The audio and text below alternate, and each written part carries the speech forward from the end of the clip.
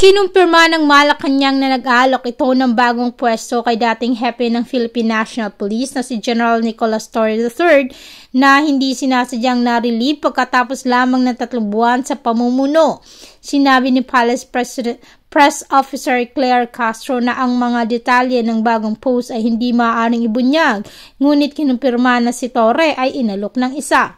Ito ay matapos i-anunsyo ni Executive Secretary Lucas Bersamin Martes ng umaga na iniutos ni Pangulong Ferdinand Bongbong Marcos Jr. ang agarang pagsiba kay Torre bilang PNP chief na binanggit ang isang lihim na may petsa noong August 25. Ibinunyag din ni Interior Secretary John Vic Rimula sa isang press conference noong August 26 na maaaring ma-assign si Torre sa ibang pwesto habang patuloy na pinahahalagahan ni Marcos ang kanyang karanasan at pamumuno. Samantala, tila tumindi ang palitan ng diskusyon sa pagitan ni Sagip Party List Paulo Marcoleta at Presidential Commission Officer na si Secretary Dave Gomez. Panoorin natin ang buong detalye. Paulo Henry Marcoleta from Sagip Party List.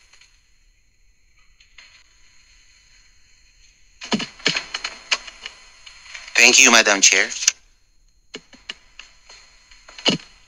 Mr. Secretary, looking at the budget of the PCO proper, the fluctuations are rather large. From 493 million in 2023, it reached nearly 90% to 933 million in 2024, only to be cut to 695 million in 2025. And now, the PCO is requesting a 954 million budget for 2026.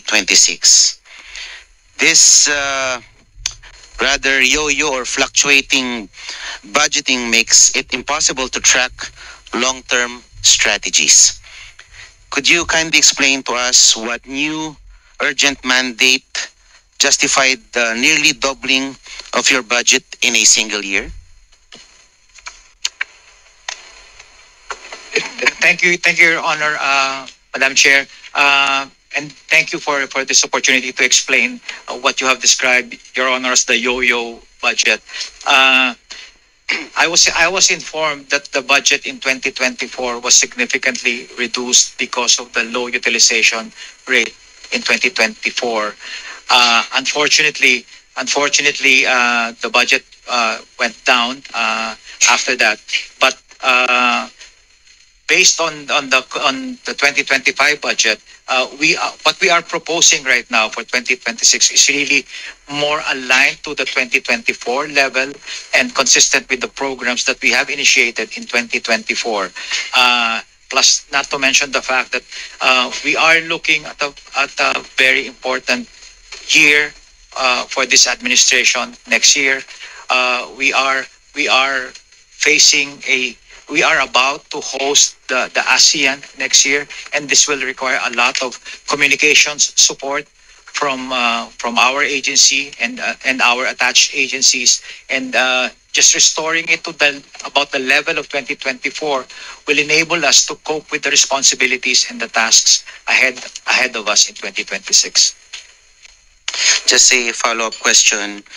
The bulk of the increase was in PCO's maintenance and other operating expenses, which grew to 689 million. Meanwhile, PCO's 2026 performance targets for 2026, such as disseminating 3,350 new news releases, are identical to PCO's 2024 targets, despite requesting an even higher operations budget.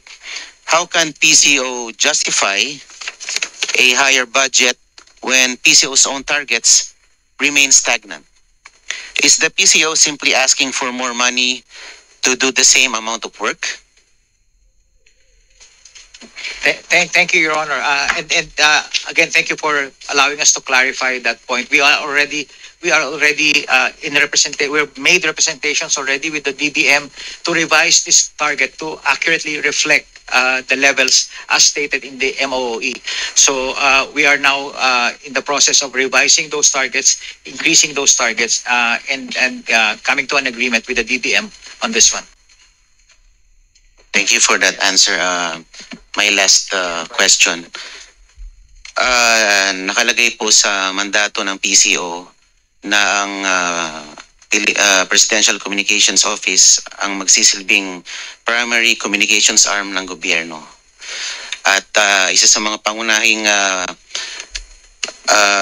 trabaho ninyo ay ilathala ang mga magagandang achievements ng ating pamahalaan. While looking at your Facebook account, wala akong masyadong makita na notable achievements sa PCO Facebook page. Ang nakikita ko lang recently, yung mga inspection ng ating Pangulo sa mga faulty flood control projects.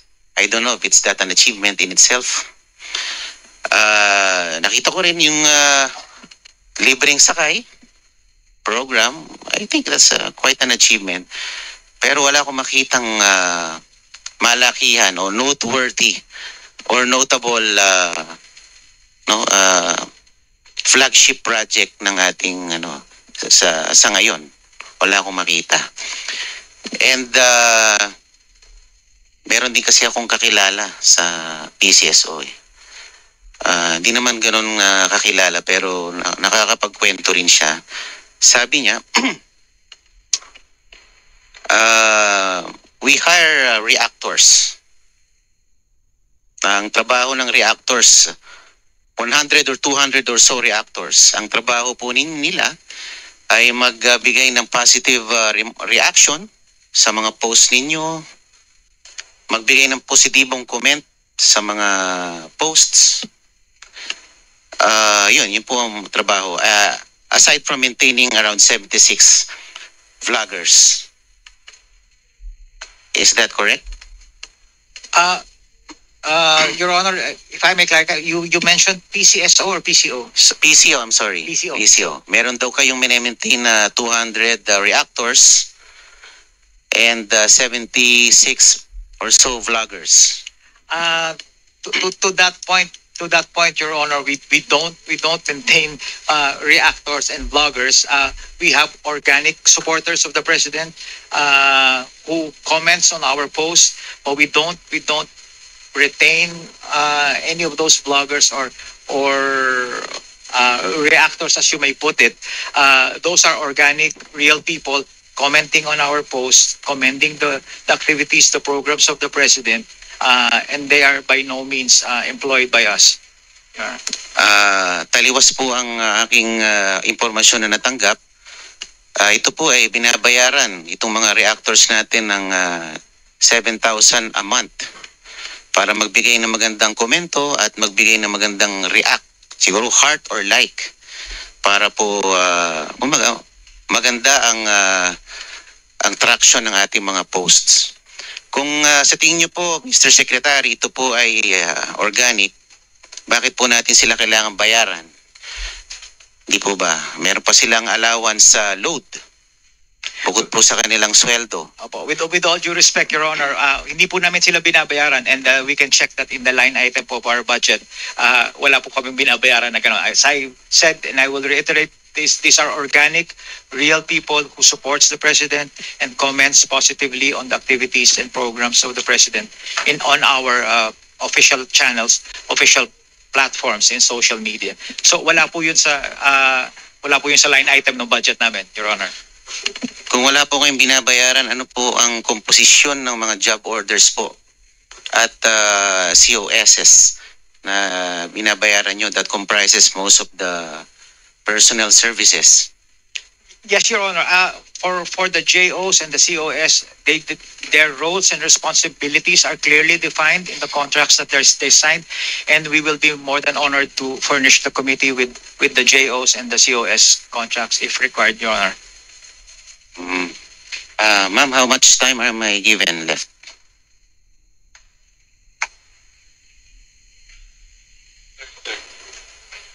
Opo, ito na lang po as a way forward. Madam Chairperson, Mr. Secretary, may I kindly ask for the committee to direct the PCO in submitting to the Secretariat and my office within 5 working days the following documents: Traveling expenses, a list of all foreign and local trips, their purpose, duration, cost, and the personnel who traveled. Professional services, the names of all consultants, their terms of reference, their fees, and their specific outputs of deliverables.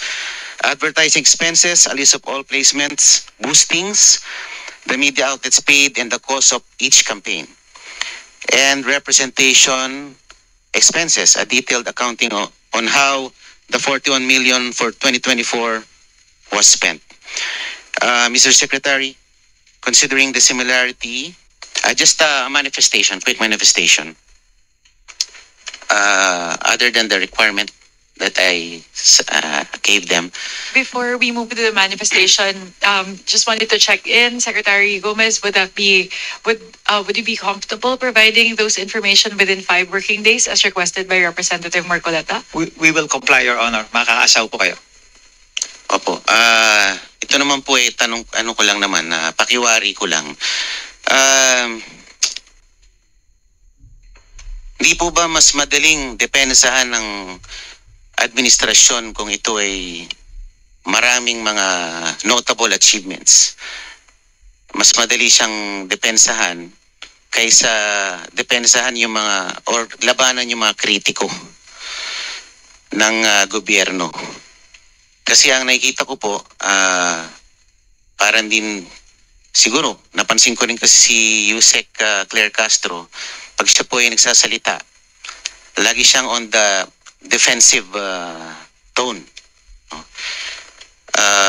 Sa akin, rather than showcasing the landmark achievements of this administration, the PCO is reduced to just defending the administration from the harsh critics. Hindi po ba mas magandang kung gagawa tayo ng maganda para sa ating bansa? Tulad ng sinabi nyo, Secretary Dave, mas magiging organic ang mga taong dedepensa sa ating Pangulo at sa ating pamahalaan kung gagalingan natin ang ating pagganap ng ating tungkulin sa ating gobyerno. So, sana naman po bukas o mamaya wala akong matanggap na PCO-sponsored attack. Dahil inaasahan ko na to. Kaya lang, mag-iingat lang po ang mga kinaukulan dahil mga kayo ay liable din sa cyber libel. So pag-aralan nyo rin po. Yun lamang po. Sana mag-focus po kayo sa paglalahad ng mga notable achievements ng ating administrasyon rather than resorting to attacks from our critics. Mas maganda yun na taong bayan na mismo ang dumedepensa sa ating Pangulo. Yung lamang po. Maraming salamat. Madam Chair, if I may respond to the manifestation, thank you, Madam Chair. I would just like to assure Your Honor that as I pointed out earlier, when I assumed this role 6 weeks ago, that I am committed to what I call my 3 Ps minus 1.